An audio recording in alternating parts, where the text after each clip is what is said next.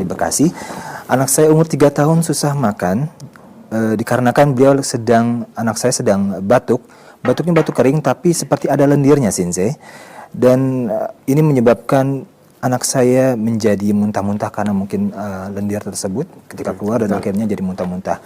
Apakah ada herbalnya, Sensei? Ya. Jadi memang gangguan anak itu seringnya kalau nggak pernafasan, ya pencernaan, lemahnya paru tidak bisa mengeluarkan dahak, atau lemahnya pencernaan tidak bisa membuang dahak. Karena buangnya harusnya melalui BAB kan, buang besar.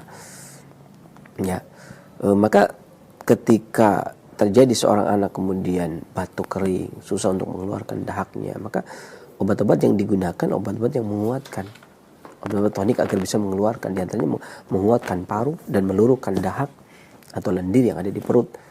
Ya, beberapa obat yang bisa digunakan ada 2 cara. Pertama, dari sisi luar, ibu bisa menggunakan kunyit diparut kemudian dibalurkan.